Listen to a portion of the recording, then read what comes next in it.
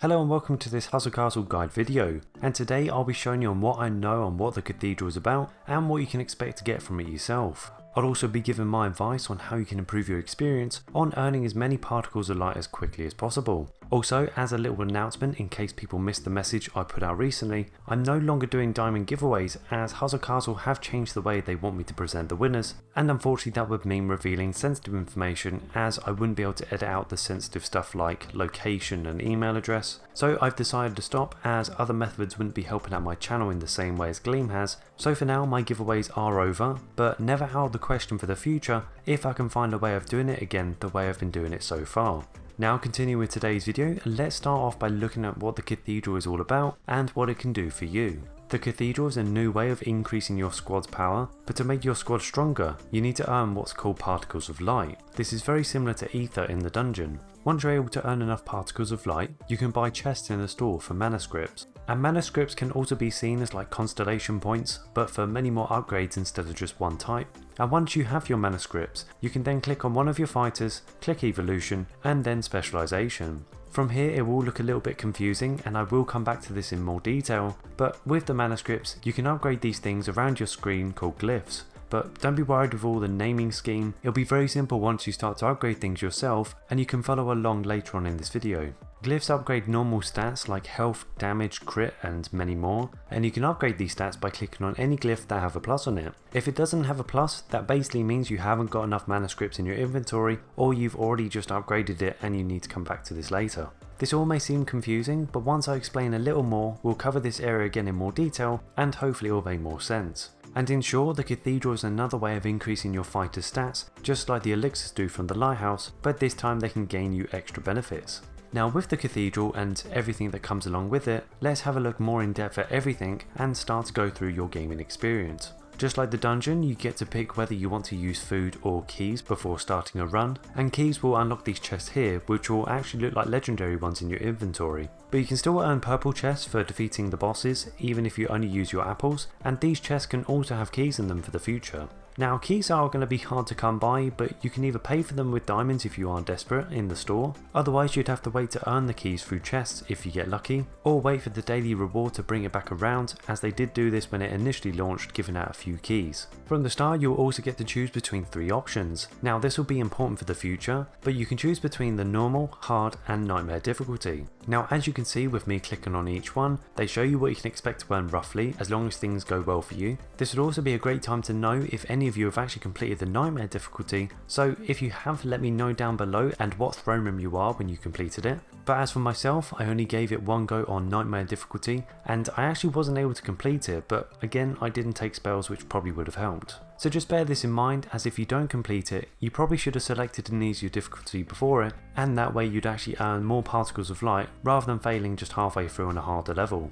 Now here's my personal tip on how I earn lots of particles of light to buy chests, even though I can do the hard difficulty. On the hard difficulty, it takes me a lot longer because I need to read what the bonuses do and keep an eye on my squad during boss battles, and I actually need to invest a lot of time in just one go at the cathedral for only an extra 3,500 particles of light. So the way I actually play the cathedral is actually playing on the normal difficulty and just rushing through the levels. I don't look at what the bonuses do, I just select a bonus at random and then move on as quickly as possible to get through the levels. But if you are struggling for health and maybe your team isn't great for healing, then don't use any waypoints that take away from your fighter's health if you can help it, and this would actually increase your chances of completing all 3 floors. So by doing it on the normal difficulty and just rushing through the levels, you could easily get 3 cathedrals done before you can complete 2 of the harder levels above, by just ignoring all the little bits of information that keep popping up and just selecting the one at random and moving on. One last thing before I show you a level and what it actually entails, always try and use the banner of life flag for extra resources where you think it's possible, and if you have a hero of course. If you're enjoying this guide, then make sure you do get subscribed for future guides I have planned, and at the end of the video I'll actually have a playlist of all of my guides in one place for this game to make it easier for yourself to see what I have so far.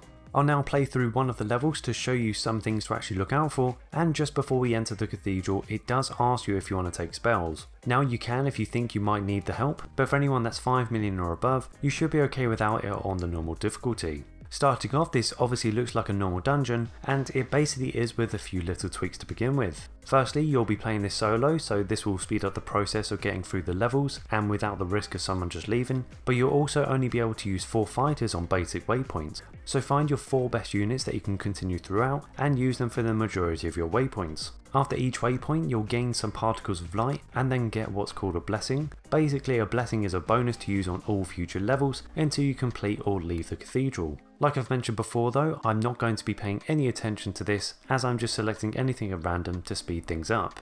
Moving on to the next thing to do with the cathedral, and that will be the Altar of Blood waypoints. These waypoints can give you some great bonuses if you need some, but again this will take a chunk out of anyone that you do place up. So if you are struggling with the health, then either use your 3 weakest fighters that you don't care about, or just press move on in the top right and ignore this waypoint entirely. But because these types of waypoints can give you a legendary bonus if you use 3 fighters, I do waste a little bit of time in actually reading through this part of the level as I want to get that legendary bonus to make things easier of just speeding through. The next thing with the cathedral will be these Arena of Torment waypoints. These are generally harder and you only get 1 attempt to do this, but if you do complete it, you'll generally get more particles of light for it than a standard waypoint. Now even though this waypoint looks different, it's basically the same as the name suggests, so try your best to complete them as they do give you more particles of light and better bonuses too. I'm now going to open up the map a bit just to show you some new things to talk about. With camps, just like other places, do the same thing even if they look different, but camps are going to be a great way in healing your team, bringing back someone to life, or even just getting a small extra amount of particles.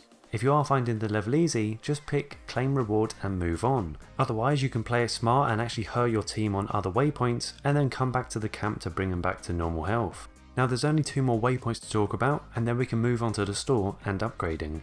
The next part I wanted to talk about is the dangerous game aspect. This can allow you to take a chance in earning more particles and the cost of taking 15% of your whole team's max health. One big thing to note though is if you still have members are low on health because of the Altar of Blood, then I wouldn't take the risk until you can heal your team up, whether that's on normal waypoints or using a camp to increase their health, because if your fighters look like this, they could easily die if you get unlucky with the spin. So for this instance, I'm actually going to use other waypoints to heal my team up. Now that my team are in a better position for the worst case scenario, I can now take the risk in spinning to try and get more particles. In this example, I was actually unlucky, but if I didn't get my team's health up beforehand, I would have lost many people in my team. With the remaining waypoints, minion waypoints are just like mini bosses. Some from the dungeon and some that are just different and not very strong until you select a harder difficulty. But the Guardian's Lair is generally a dungeon boss and they can have a lot of health, so just be careful what type of boss it is before starting. But with the right setup, you can normally get through these levels fairly easily. And just one thing to note, if you are using your keys, you can earn legendary chests from these kind of bosses, but if you was only using apples, then you would be just earning the purple chests. After completing this Guardian's Lair, you could just start the next floor, but it's always best to complete every single waypoint to earn as many particles of light as possible, as that's why you're here of course. Once you're ready, you can then select the next floor and basically start the same process again for another 2 floors, making 3 in total. If you're liking this video so far, then make sure you do give this video a like and let other players know in your clan if they're having difficulties with the cathedral. So once you've completed all the floors and you've actually earned your particles of light, then we can actually head towards the store. At the store you'll be able to spend your resources on only a few things, but what we're going to do is just focus on the manuscript chests. Now you have the choice to either go for the more expensive one or the cheaper one, and I can say for certain the best choice to go for will be the more expensive one. Obviously it comes with more but at a more expensive cost, but the reason why you should go for this chest over the other one is because you'll guaranteed earn epic and legendary manuscripts. Now I can't stress how expensive these will be in the future, or at least how valuable they are. And if you're not at the stage of one of your fighters being level 6 or above, then don't worry, just take my word for it, this is going to be very important. I can already tell collecting epic and legendary manuscripts for leveling up will take a very long time in doing. So just like the gem bay where you should only buy purple gems as eventually you'll have to go for them or above anyway, with manuscripts you might as well prepare for the future rather than getting to the stage of where you need them and then starting to earn them where it's going to take even longer to do. But before you watch the next part of the video, it will be more ideal if you can follow along, so try and just buy one expensive chest before continuing. This would also be a great time to open up any chest you may have received when doing the cathedral, and once you've done this we can then move on and actually start upgrading your squads, and using these manuscripts that you would have earned through the chests. And as you can see we've earned quite a lot considering these were just chests, so this is all going to help. I was also able to buy 3 expensive chests from the store, so I will have a lot more than yourself, but that's okay. This will actually help me explain some different scenarios that you will come across later on. So what I want you to do now is find your best fighter you want to start upgrading, and again the process will be evolution and then specialization. Now I'm using my chef to show you what yours will look like at the beginning, and every glyph should have a plus in it once you've been able to buy a chest. Now you can see this page has been split into 3 sections. The top left is more for tanks and fighters, the top right is more for archers, and the bottom section is going to be more for mages. Now each section has an additional bonus at the centre of it, and these bonuses only give you a small amount per level, but when you include all 3, you can start to see them working together for bigger bonuses. Now you can click on each of these bonuses and click on all levels to see what sort of bonuses you can actually look forward towards once you can level them up. Now to unlock and level up these bonuses is actually very simple. In the section you're looking to upgrade, and for this example we'll have a look at the Cerberus section in the top left, what you need to do is upgrade every glyph that is connected to it, so the Warden, Berserker and Knight sections. Now to upgrade glyphs it's very easy, just click on any glyph that has a plus in it and press activate. This will actually take you a very long time and be the same for everyone in your squad, but once they're a high enough level it won't seem like so much of a drag. And very soon I'll show you how to sort out a problem if you don't have enough manuscripts for a particular upgrade. Now once you see me upgrade my last glyph in the top left section, you'll see the Cerberus bonus light up, and now we have that as an additional bonus. Now the bonus is tiny, but this will jump up drastically once you get past level 3. You should also be able to see that the Cerberus bonus is now lit up and connecting to the confidence bonus at the top and the power bonus in the bottom left. These bonuses will be great for everyone in your team, and they can stack up to a certain amount and be leveled up just like anything here in the specializations tab. But before we can use these bonuses, we need to upgrade everything that's in the snake bonus section and in the phoenix section. Now this is where the problem lies for most people, and for this example, let's say you're upgrading a tank. You can either upgrade the things you want for your chosen fighter, and don't upgrade things like spell power in the phoenix tab. But by doing this you will actually be missing out on loads of bonuses later on. What you could do is actually upgrade everything including spell power and magic damage, which will obviously be the things you don't need for a tank, but then you can unlock the much bigger bonuses for the stats you actually do want. Now I can't say what I think is best for you, it's more of a personal choice, but for myself I would rather get all of the bonuses that come with upgrading everything rather than missing out, and as of right now this is really working out well for me. So if you do choose to upgrade everything, your page will now look like this. Everything should be a plus again because everything below level 3 is very easy to upgrade, but the thing you may notice is the center bonus is now active as well. And this is where I mentioned before, if you don't upgrade everything you will be missing out. The specialization master level affects every small group of stats in the corners, but not the main bonuses that are lit up. Now you can click on the small bonus sections like the Knight to see what the bonuses have done, and one thing to know here, the bonuses have already been applied and not done afterwards. Now you can also see that some stats are blurred out. You will be able to unlock and upgrade these at level 6, and as a little tip for anyone who is upgrading everything, I would look to upgrade everyone to level 3 first before focusing on just one individual, as for the team bonuses each person can bring is amazing. Let's now have a look at the last situation you'll face later down the line. Having a look at my fighter Fake Tank, you can see that a lot of his levels are at level 6, but when you start to get to higher levels, it's hard to keep up with the manuscripts.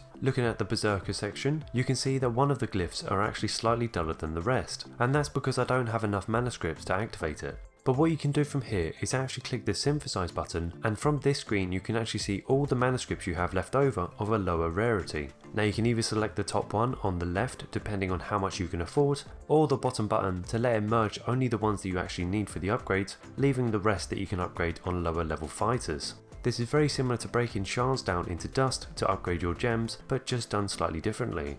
Right, I believe that's everything you need to know about the cathedral and everything that comes along with it, but if I have missed something then make sure you do leave your question down below and I'll make sure to get back to it. And if you did like this video, then you might like my review on the Nameless King that did come out in January. And I'm mentioning this because as for a lot of you new viewers or subscribers, you probably didn't even know I had that out, and it's going to be well worth checking out, and as always, thank you for watching.